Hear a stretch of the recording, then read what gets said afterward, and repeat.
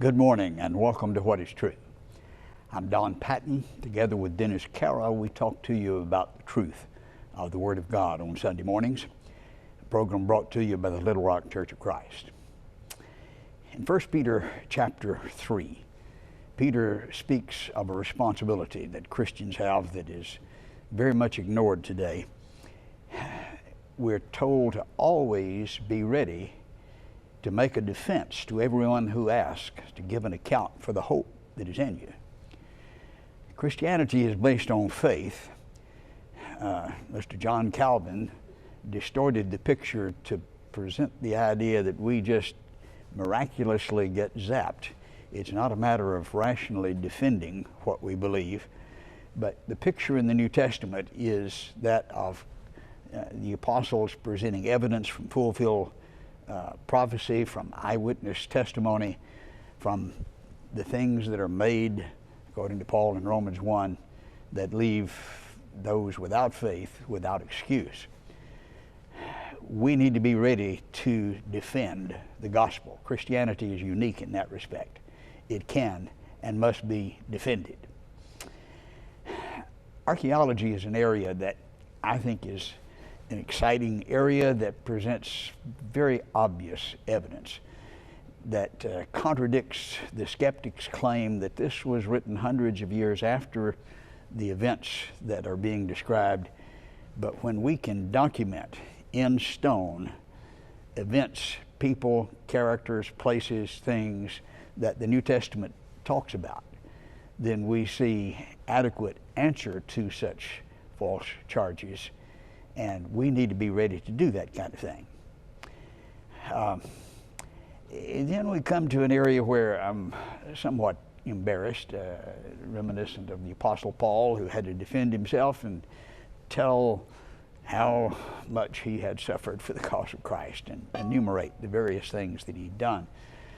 But when people speak in the area of science, people want to know that you are credentialed, that you know what you're talking about. And so in an embarrassing, self-serving circumstance, let me describe the fact that I have worked as an archaeologist in the U.S.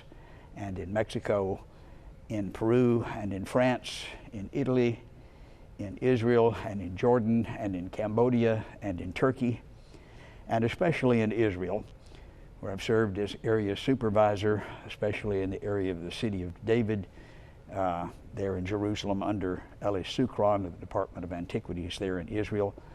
I've helped excavate the Pool of Siloam and the Tower of Siloam, the Palace of David, participated in the Altar of Joshua excavation under Adam Zertal, and was geological consultant for 5 years at the Qumran Plateau with Dr. Randall Price. That's where the Dead Sea Scrolls were found. So I've had some experience. There are people who know more about it than I do. I don't know it all, but I know something about archaeology.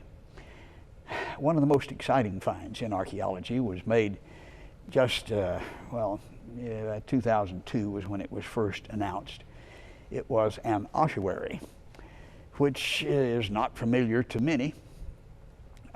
It's a bone box about 21 inches long, to contain the longest bone in the human body together with the rest of the bones. The practice in the first century, and virtually unique to the first century, helping to know what time this belongs to, they would lay the body out on a stone rack there in the tomb and come back a year later after the flesh had decayed away, collect the bones, put them in the ossuary.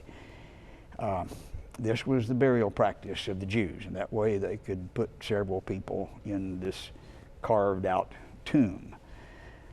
This particular ossuary has an inscription that you see there in ancient Greek, and it tells of James, the brother of Jesus, the son of Joseph. And those three names in combination are highly unlikely unless it is talking about what we see obviously. This is the front page of Biblical Archaeology Review and refers to it as evidence of Jesus written in stone. It's a rather dramatic proclamation, but I think that's exactly what we see. In fact, the editor described it as of breathtaking significance.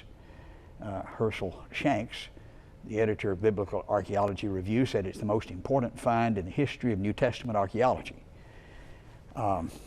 Well, maybe, but in other words, there are a lot of other things as well, as we'll see, but this is breathtaking and extremely important. On the side, we see the carving that says, James, the son of Joseph, the brother of Jesus. Well, understandably, this made headlines around the world, but it made a great many people unhappy. It provides evidence for faith in the New Testament account, which embarrasses the liberal scholars. It refutes the Mariology, an embarrassment to our Catholic friends who say that Mary was a virgin all of her life. Well, Joseph had a brother. And it produced frantic efforts to mitigate the significance and to overturn its authenticity, especially in Israel, where you find 2% of the population there in Israel believe in Christ. A very, very strong prejudice against Christianity, though they like to have visitors and tourists. They emphasize, of course, the Old Testament.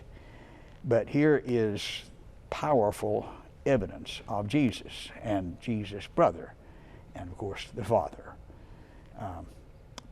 Matthew 1 verse 25 says, Joseph, he kept her a virgin until she gave birth to a son and called his name Jesus. Until she gave birth. Well, that word means not until then or afterward. Luke gives similar evidence. She brought forth her firstborn son.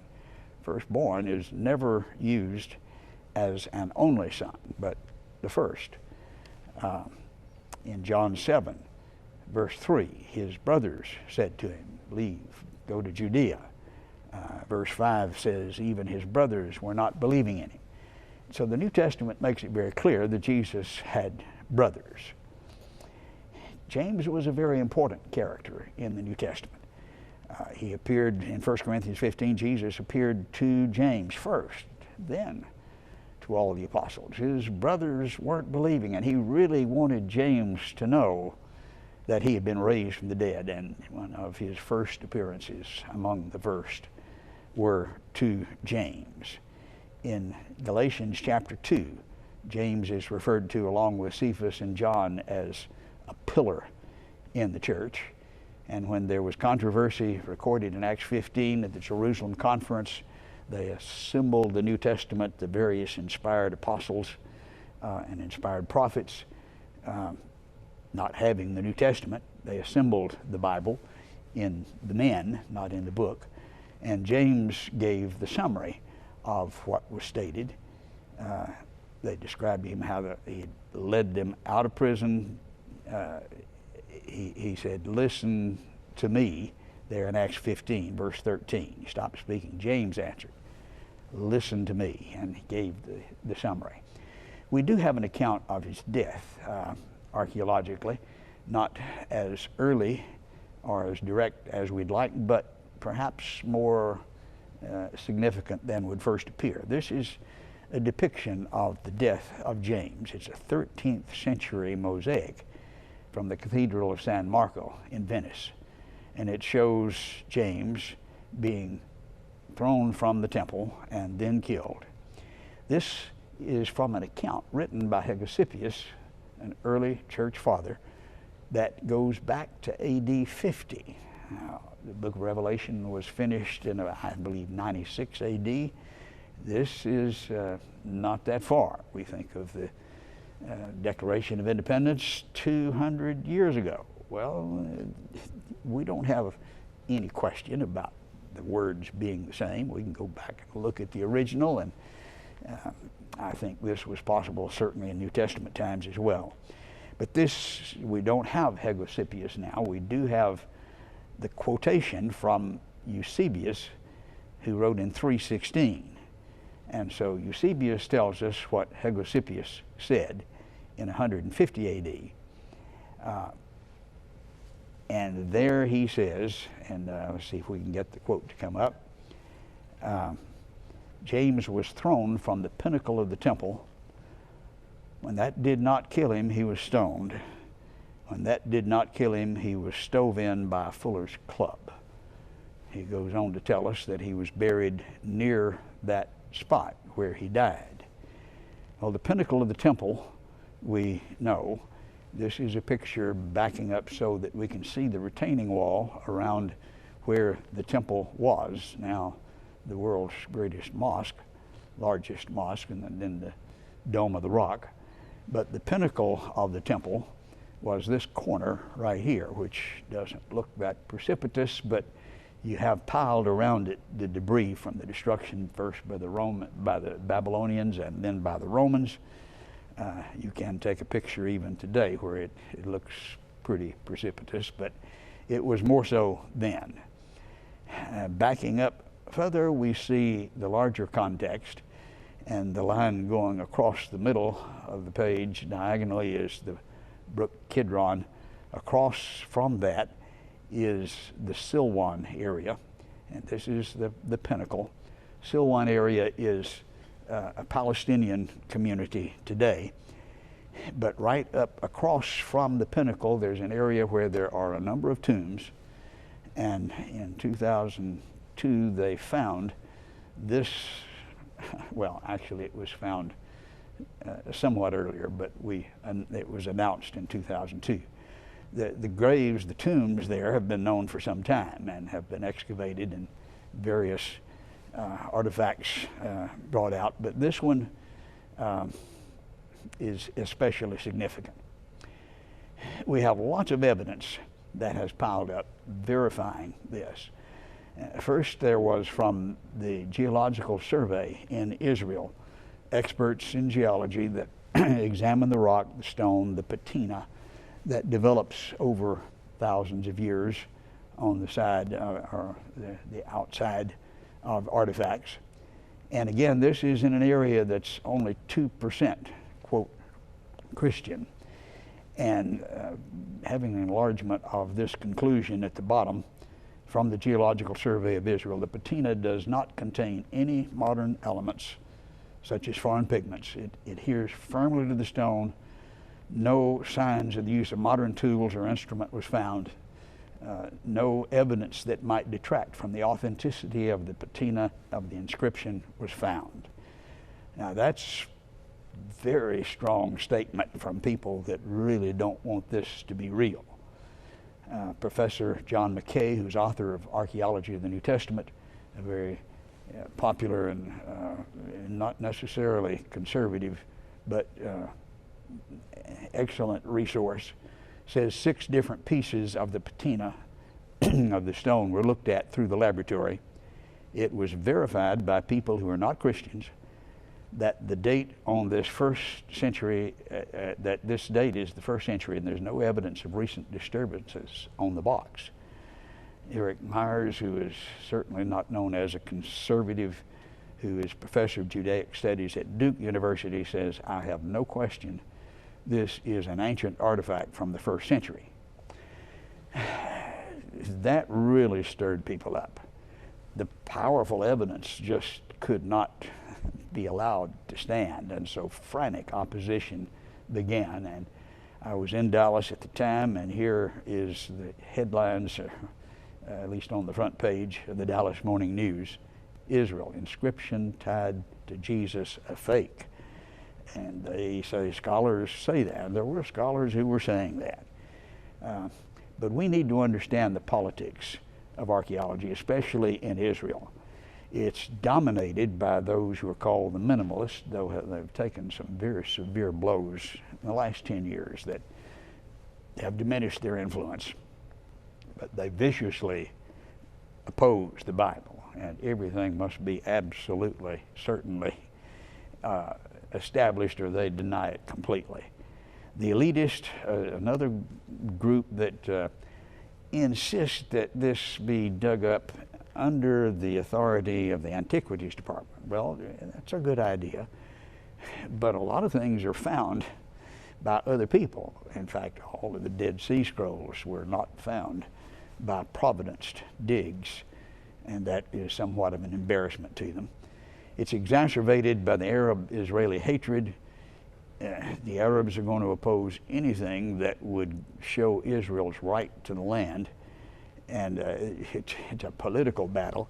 All of this is the context.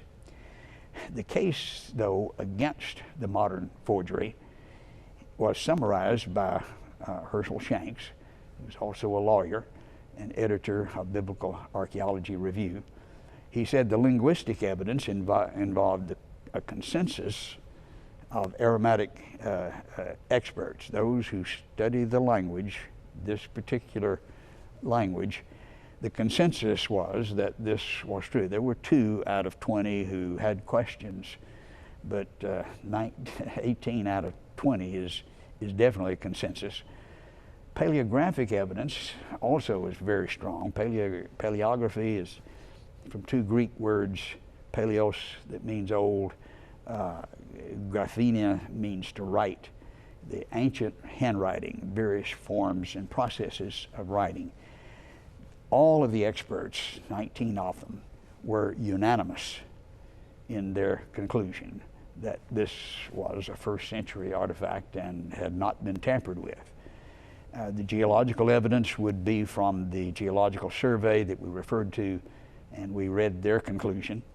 And what he called the psychological evidence involved the fact there's no profit motive. The fellow who owned this was Oded Golan. He had had it for 15 years, didn't know what it was, bought it as a decoration for his house, a rather wealthy collector, and was not promoting it. A friend came over to visit who was an expert in ancient languages and recognized what was there and the import of all 3 letters and the proper relationship. The odds just go through the roof when you try to put those together accidentally. And anyway, he wasn't trying to sell it, never has tried to sell it. It was something that he'd had for 15 years and somebody told him what it was. No profit motive there. That ended, or at least culminated in a 7-year trial. He was charged with forgery, thrown into jail, and now you heard that right, 7-year trial. I never heard of such a thing, but this shows the opposition, the fierce opposition to this evidence which would substantiate Jesus and James, his brother, and the son of Joseph. This was just too much, and they fought. Millions and millions of dollars spent by the Israeli government to overthrow this, and each of the witnesses testified against the government, or at least they came to that position one by one over a 7-year period. And finally, in an area where only 2% believe in Christ, the judge handed down the verdict, not guilty. It's summed up in Biblical Archeology Review. Forgery trial of the century has concluded in Jerusalem courtroom. Defendants have been acquitted of all major charges. And so in the New Testament, now then, we have somewhat different headlines by, of all places, the Wall Street Journal. The James Ossuary is what it seems the earliest recorded reference to Jesus of Nazareth. James, the son of Joseph, the brother of Jesus, in a 7-year fierce opposition trial, came out vindicated. At least that's my conclusion of that evidence, and I think that's the reasonable conclusion. Dallas Morning News, who had declared it a forgery, said, well, okay, yeah, it's probably real, but then followed it with this amazing statement: it's the only archaeological evidence supporting faith in the New Testament. And I sit there and scratch my head, and it just, what in the world? Why would you say something like that? That's crazy. Now, the rest of our evidence from archaeology of the New Testament, which we'll cover the rest of today and then next Sunday and possibly even into the third, which is still just the tip of the iceberg, will show you this statement is not so. Let's just begin with ossuaries. Here is a very fancy, ornate ossuary discovered in 1990 that is of Caiaphas. He's the high priest who condemned Jesus. This is a picture from the outskirts of Jerusalem looking back toward the Dome of the Rock, which you can see there in the center. They were building a road. You see the diagram here with the old city at the upper part. Down toward the bottom you see Caiaphas' tomb. The excavation for the road uncovered this family tomb of Caiaphas with numbers of his family there that helped identify it. On the end of that very fancy, ornate ossuary, you see the name Caiaphas, and it's certainly fit for the high priest. You also see, announced in 2011, the ossuary of Caiaphas' granddaughter, which is verified by the Israeli Antiquities Department, which is not going to be done if you haven't nailed it down. It's now in the Jerusalem Museum. Another very interesting ossuary was displayed in the Dead Sea Scroll exhibit that went through the United States. This was on display at Houston Museum of Science. It is the son of Simon of Cyrene. You remember, Simon of Cyrene was the one who was compelled to help Jesus bear his cross as he stumbled on the way to Calvary. Alexander was his son, and that's what's inscribed on this ossuary, Alexander, the son of Simon of Cyrene. In Mark 15, we read, they pressed into service a passerby coming from the country, Simon of Cyrene, the father of Alexander. And so here is Alexander, the son of Simon of Cyrene. In Biblical Archaeology Review, we find this summary. When we consider how uncommon the name Alexander was, maybe common to us, but this is Jerusalem. Note that the ossuary inscription lists him in the same relationship to Simon as the New Testament does. And recall, the burial cave contains remains of people from Cyrene. The chance that Simon on the ossuary refers to Simon of Cyrene mentioned in the Gospels seems very likely. I think that's a very reasonable statement. And on we go with evidence. Let's move to Pilate. Everybody's heard of Pilate, the moral coward who washed his hands and said, I'm not guilty of the blood of this man.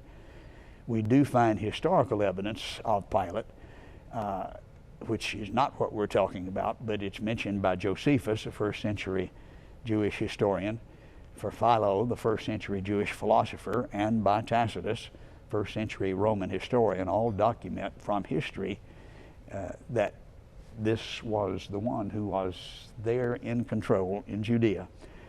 But in archaeology, you need it written in stone. And this was found in Caesarea Maritime, 1961.